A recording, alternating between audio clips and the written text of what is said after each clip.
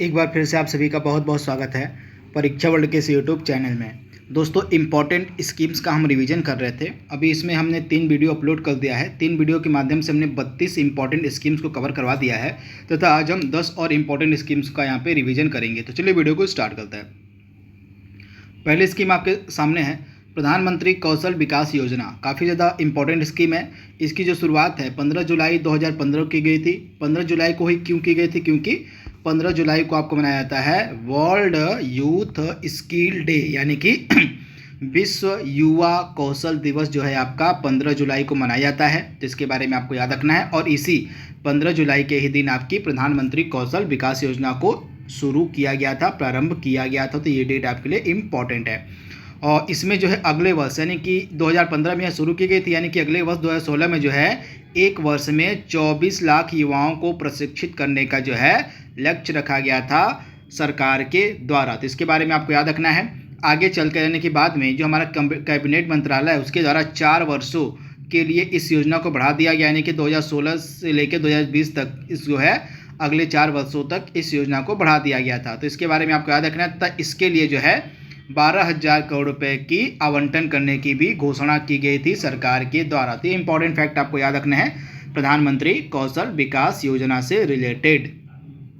इसके बाद यहाँ पे आप देख पा रहे हैं प्रधानमंत्री मोदी जी के द्वारा 19 दिसंबर 2016 को जो है देश के पहले भारतीय कौशल संस्थान की जो आधारशिला थी यह कानपुर में रखी गई थी। यह फैक्ट भी आपको याद रखना है। देश के पहले भारतीय कौशल संस्थान की जो आधारशिला थी यह कानपुर उत्तर प्रदेश में रखी गई थी। कब? तो 19 दिसंबर 2016 को। इसको आप स्टार मार्क कर लीजिएगा। इसके बाद 15 जुलाई, जैसा कि मैंने आपको बताया, 15 जुलाई को आपका मनाया जाता है वर्ल्ड यूथ स्किल डे, यानी कि विश्व युवा कौशल दिवस। और इसी 15 जुलाई के दिन पर ही जो है प्रधानमंत्री कौशल विकास योजना को प्रारंभ किया गया। तो इंपॉर्टेंट की पॉइंट आपको याद रखना है। बढ़ते हैं हम अगले स्कीम की तरफ। तो अगली स्कीम आपके सामने है राष्ट्रीय खाद्य सुरक्षा अधिनियम एक्ट की यहाँ पे बात हो रही है। और नेशनल फूड सेफ्टी एक्ट 2013 की यहाँ पे हम बात करें तो ये एक्ट जो है राष्ट्रीय खाद्य सुरक्षा अधिनियम एक्ट कौन सा है? 2013। सबसे पहली चीज़ तो आपको यही याद रखनी है कि राष्ट्रीय खाद्य सुरक्षा अधिनियम का कौन सा एक्ट, मतलब किस वर्ष का यह एक्ट है? तो 2013 का यह एक्ट है। यह अधिनियम देश के नागरिकों को भोजन की कानूनी गारंटी प्रदान करता है। तो यह फैक्ट आपको याद रखना है। यह जो एक्ट है, यह जो अधिनियम है, देश के नागरिकों को भोजन की कानूनी गारंटी प्रदान करता है। तो इसके बारे में आपको याद रखना है। तथा इस अधिनियम के तहत जो है 3 रुपये प्रति किलो चावल में दिया जाता है और 2 रुपये प्रति किलो जो है गेहूं मिलता है और 1 रुपये प्रति किलो जो है मोटे अनाज मिलते हैं। प्रति व्यक्ति 5 किग्रा जो है ये उपलब्ध करवाए जाते हैं प्रत्येक व्यक्ति को। तो इसके बारे में आपको याद रखना है, यानी कि चावल, गेहूं, अनाज जो है ये सभी चीज़ें दी जाती है बहुत ही सस्ते दाम पर, बहुत ही कम दाम पर, यानी कि 3 रुपये किलो आपका चावल मिलता है, 2 रुपये किलो आपका गेहूं है और 1 रुपये किलो जो है आपका मोटा अनाज है। तो इसके बारे में आपको याद रखना है। तथा 5 किलोग्राम प्रति व्यक्ति प्रति माह प्रदान किया जाता है इसके अंतर्गत, यानी कि 5 किलोग्राम मात्रा जो है प्रति व्यक्ति को प्रति महीने प्रदान की जाती थी इसके अंतर्गत। तो इसके बारे में आपको याद रखना है, सुपर इंपॉर्टेंट है। तो यह अधिनियम का वर्ष आप याद रखिएगा, 2013 का यह अधिनियम है। इसके बाद राष्ट्रीय वायुश्री योजना काफ़ी ज़्यादा महत्वपूर्ण है आपके एग्जाम के लिए आने वाले। तो राष्ट्रीय वायुश्री योजना, आइए इसके बारे में बात कर लेते हैं। तो आपकी जो राष्ट्रीय वायुश्री योजना है इसको कब प्रारंभ किया गया था? तो यह 1 अप्रैल 2017 को शुरू की गई थी आंध्र प्रदेश के नेल्लोर डिस्ट्रिक्ट से, नेल्लोर जिला से। तो ये फैक्ट आपको याद रखना है। आंध्र प्रदेश के नेल्लोर जिला से जो है 1 अप्रैल 2017 को राष्ट्रीय वायुश्री योजना शुरू की गई थी। इसका उद्देश्य क्या था? तो बढ़ती उम्र के साथ जो भी लोगों के अंदर बीमारियां उत्पन्न हो जाती हैं, कि आयु संबंधी बीमारियों से जो बुजुर्ग लोग सामना कर रहे हैं तथा ऐसे बुजुर्ग जो बीपीएल परिवार के नीचे आते हैं, ये भी फैक्ट आपको याद रखना है। बीपीएल परिवार के श्रेणी के वरिष्ठ नागरिकों को जो आयु संबंधी, एज संबंधित बीमारियों का सामना कर रहे हैं उनको जीवन यापन के लिए आवश्यक उपकरण उपलब्ध करवाना। जैसे आयु संबंधी बीमारियों में आपकी क्या आ जाएगी? जैसे उम्र के बढ़ते बढ़ते आपकी जैसे जैसे उम्र बढ़ती जाती है, जैसे जैसे आदमी वरिष्ठ हो जाता है, जिसकी उम्र 70 के ऊपर हो जाती है मान लीजिए, तो दृष्टि में थोड़ी सी कमी आ जाती है, यानी कि दिखना ज़्यादा थोड़ा बहुत कम हो जाता है, सुनने में परेशानी आती है, दांतों का दांत टूटने लगते हैं, इसके अलावा विकलांगता देखने को मिलती है। तो इन सभी बीमारियों का सामना करने के लिए जो इम्पोर्टेंट उपकरण है, जैसे सुनने में जो सहायक उपकरण होते हैं वे प्रदान किए जाते हैं। इसके अलावा चश्मे यानी कि कम दृष्टि को जो है दृष्टि को रोके रखने के लिए और उसको स्थिर रखने के लिए कि आदमी को सामान्य दिखे, उसके लिए चश्मा इम्पोर्टेंट उपलब्ध करवाया जाता है इस राष्ट्रीय वयोश्री योजना के अंतर्गत। तो यानी कि आयु संबंधी यानी कि एज संबंधी जो बीमारियां बीपीएल परिवार के जो आपके वरिष्ठ नागरिक होंगे उनको होती है, तो उनको जो है उन बीमारियों से उनका सामना करने के लिए जो है आवश्यक उपकरण जो है दिया जाता है इस राष्ट्रीय वयोश्री योजना के अंतर्गत। इसके बारे में आपको याद रखना है। यह 1 अप्रैल 2017 को प्रारंभ की गई थी आंध्र प्रदेश के नेल्लोर से। इसके बाद अगला क्या है, प्रधानमंत्री ग्रामीण डिजिटल साक्षरता मिशन। काफ़ी ज़्यादा महत्वपूर्ण यह है। तो यहाँ पे आप देख पा रहे हैं प्रधानमंत्री ग्रामीण डिजिटल साक्षरता मिशन को जो है स्वीकृति प्रदान की गई थी 8 फरवरी 2017 को। इसके बारे में आपको याद रखना है। इसका उद्देश्य क्या था, ग्रामीण क्षेत्रों में डिजिटल साक्षरता का प्रसार करने के उद्देश्य से जो है इस डिजिटल साक्षरता अभियान को शुरू किया गया था। 8 फरवरी 2017 को प्रधानमंत्री नरेंद्र मोदी जी की अध्यक्षता में जो केंद्रीय मंत्रिमंडल है उसी के द्वारा इसको स्वीकृति प्रदान की गई थी। तो ये डेट आपके लिए इंपॉर्टेंट है, 8 फरवरी 2017 को इसकी स्वीकृति प्रदान की गई थी। उद्देश्य क्या था, ग्रामीण क्षेत्रों में डिजिटल साक्षरता का प्रसार करने के लिए, डिजिटल साक्षरता को बढ़ावा देने के लिए। तो इसके बारे में आपको याद रखना है। प्रधानमंत्री मत्स्य संपदा योजना इंपॉर्टेंट है, डायरेक्टली आपसे एग्जाम में पूछी जा सकती है। तो 10 सितंबर 2020 को जो है आपकी प्रधानमंत्री मत्स्य संपदा योजना शुरू की गई थी। सबसे पहली चीज़ इसकी शुरुआत आपको याद रखनी है।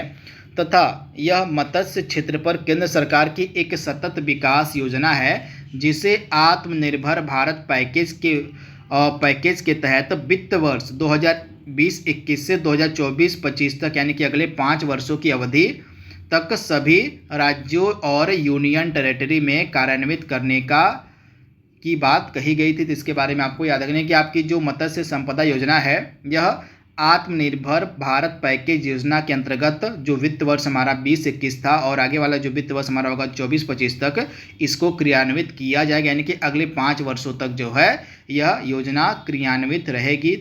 तो इसके बारे में आपको याद रखना है। तो वित्त वर्ष आपका कौन सा होगा, वित्त वर्ष 2020-21 से लेके वित्त वर्ष 2024-25 तक। और इसके बाद इसकी शुरुआत आप याद रखिएगा 10 सितंबर 2020 को। इसके बाद इस योजना पर संभवतः जो है आपका 20,050 करोड़ रुपए का निवेश किया जाएगा, यानी कि संभवतः यहाँ पे एस्टिमेट है कि जो है 20,050 करोड़ रुपए का प्रधानमंत्री मत्स्य संपदा योजना पर जो है निवेश किया जाएगा। तो इसके बारे में आपको याद रखना है, इम्पॉर्टेंट है। चलिए बताइए कि मछली पालन से संबंधित किस क्रांति का नाम है। इसका जवाब आपको कमेंट बॉक्स में देना है कि मत्स्य पालन से रिलेटेड कौन सा रिवोल्यूशन है, कौन सी क्रांति है। इसका जवाब आप हमें कमेंट बॉक्स में देंगे।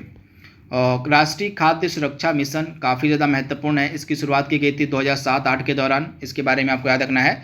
राष्ट्रीय खाद्य सुरक्षा जो मिशन था इसकी शुरुआत की गई थी 2007-8 के दौरान। इसका उद्देश्य क्या था, धान, गेहूं, दालें और मोटे अनाजों के उत्पादन में वृद्धि लाना। तो बस इतनी चीज़ें आपको याद रखनी है राष्ट्रीय खाद्य सुरक्षा मिशन से रिलेटेड। तो इसके बारे में आप याद रखिएगा, इम्पॉर्टेंट है।